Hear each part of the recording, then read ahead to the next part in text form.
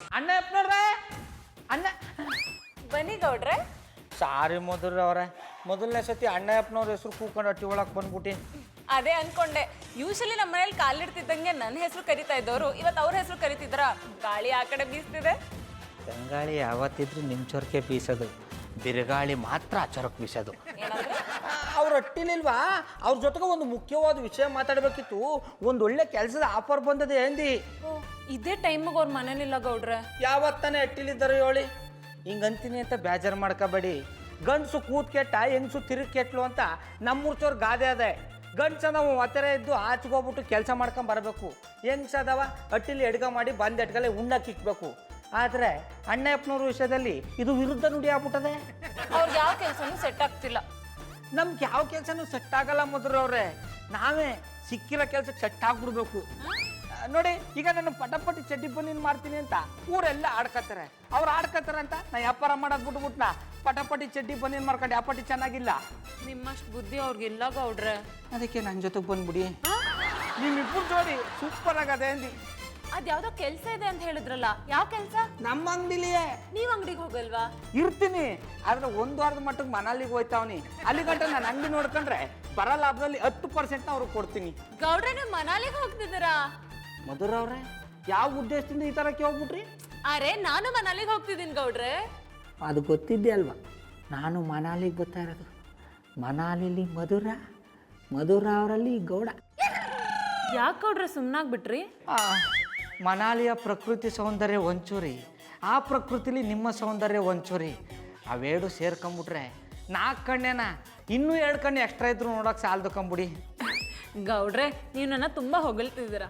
ಏನ್ ಮಾಡೋದು ಮಧುರವ್ರೆ, ನಿಮ್ಮನ್ನ ನೋಡ್ತಾ ಇದ್ರೆ ಬೇಡ ಬೇಡ ಅಂದ್ರೂ ಈ ಹೊಗಳಿಕೆ ಪದಗಳು ಬಂದ್ಬಿಡ್ತವೆ.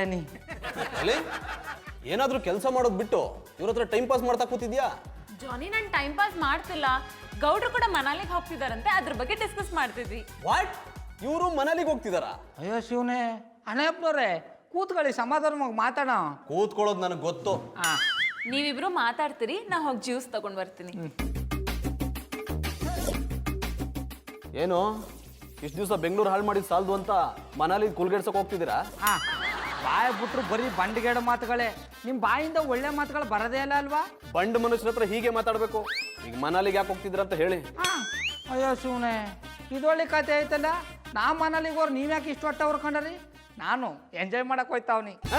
ಇಲ್ಲೇ ಇದ್ರೆ ಎಂಜಾಯ್ ಮಾಡಕ್ಕಾಗಲ್ವಾ? ಓ ಅಣ್ಣಪ್ಪನವ್ರೆ, ನೀವ್ಯಾಕ ಕುರ್ಚಿ ಕೆಳಗೆ ಪಟಾಕಿ ಇಟ್ಟವ್ರಂಗೆ ಆಡ್ತಾ ಇದ್ದಾರಿ? ನಿಮ್ಗೆ ಒಂದು ಒಳ್ಳೆ ಸುದ್ದಿ ತಂದಿನಿ. ಏನು ಒಳ್ಳೆ ಸುದ್ದಿ? ನಿಮ್ಗೆ ನಮ್ಮ ಅಂಗಡಿಲಿ ದೇವಾಗ ಭಾಗ್ಯ ಕೊಡ್ತಾವ. ವಾಟ್, ನಾನು ನಿಮ್ ಗುಜ್ರಿ ಅಂಗಡಿಲಿ ಕೆಲಸ ಮಾಡ್ಬೇಕಾ? ನನ್ನ ಅಂಗಡಿನ ಗುಜ್ರಿ ಅಂಗಡಿ ಅಂದ್ರೆ ಸುಮ್ಮನಿರಲ್ಲ.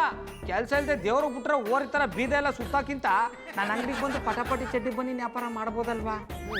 ನಾನು ಕೆಲ್ಸಕ್ಕೆ ಬಂದ್ರೆ ಆ ಕೆಲ್ಸದ ಹುಡುಗ ಏನ್ ಮಾಡ್ತಾನೆ? ಅವನು ನಂಬ್ಕೊಂಡ್ ಮನಾಲಿಗೆ ಹೋದ್ರೆ ಇಲ್ಲಿ ದೀಪಾವಳಿ ಮಾಡ್ಬಿಡ್ತಾನೆ. ಏನ ನಿಮ್ಮ ಮೇಲೆ ಒಂಚೂರು ನಂಬಿಕೆ ಇದೆ, ಅದಕ್ಕೆ ನಮ್ಮ ಅಂಗಡಿ ನೋಡ್ಕೊಳ್ಳಿ ಅಂತ ಹೇಳ್ತಾ ಇರೋದು. ನಿಮ್ಗೆ ದಿನಕ್ಕೆ 100 ರೂಪಾಯಿ ಕೊಡ್ತೀನಿ. ಎದಳ್ರಿ ಮೇಲೆ, ನನ್ನ ಯೋಗ್ಯತೆನ 100 ರೂಪಾಯಿ ಗಳಿತೀರಾ? ನಾನೇ ನಿಮ್ಗೆ 500 ರೂಪಾಯಿ ಕೊಡ್ತೀನಿ. ದಿನ ಬಂದು ನನ್ನ ಬಟ್ಟೆ ಒಗೆದು ಐರನ್ ಮಾಡ್ಕೊಟ್ಟು ಹೋಗಿ. ಓ ಅಣ್ಣಪ್ಪನವ್ರೆ, ಜೇಬಲ್ಲಿ 50 ರೂಪಾಯಿ ಇದ್ದ ನೋಡಿ. ಅದಕ್ಕೆ ಹೇಳೋದು, ಕಚ್ಚಕ್ಕಿಂತ ಮುಂಚೆ ಅಲ್ಲಿ ಗಟ್ಟಿಯಾಗಿದ್ದ ನೋಡ್ಕೋಬೇಕು ಅಂತ. ಸುಮ್ಮನೆ ಬಂದು ನನ್ನ ಅಂಗಡಿ ಸೇರ್ಕೊಳ್ಳಿ. ಉಪವಾಸ ಇದ್ರು ಆ ಕಿತ್ತೋಗ್ರೆ ಕೆಲಸ ನಾನು ಮಾಡಲ್ಲ. ಜಾನಿ, ಈ ತರ ಸುಮ್ಮನೆ ತಿರ್ಗಾಡ್ಕೊಂಡಿರೋ ಬದಲು ಗೌಡ್ರು ಹೇಳೋ ಕೆಲಸ ಮಾಡಕ್ಕಾಗಲ್ವಾ ನಿಮ್ಗೆ? ಅಲಿ, ನೀನು ಅವ್ರ ಥರನೇ ಮಾತಾಡ್ತಿದ್ಯಾ? ನನ್ನ ಲೆವೆಲ್ ಏನು, ನನ್ನ ಎಜುಕೇಶನ್ ಏನು? ನಾನು ಅವ್ರು ಕಿತ್ತೋಗಿರೋ ಗುಜ್ರಿ ಅಂಗಡಿಲಿ ಸೇಲ್ಸ್ ಮ್ಯಾನ್ ಕೆಲಸ ಮಾಡೋದಾ? ಅದಕ್ಕಿಂತ ಆಳ್ಬಾವಿಗೆ ಬೀಳೋದೆ ವಾಸಿ. ಮೊದ್ಲ ಕೆಲಸ ಮಾಡಿ. ಈ ಜನ್ಮದಲ್ಲಿ ಉದ್ಧಾರ ಆಗಲ್ಲ ನೀವು.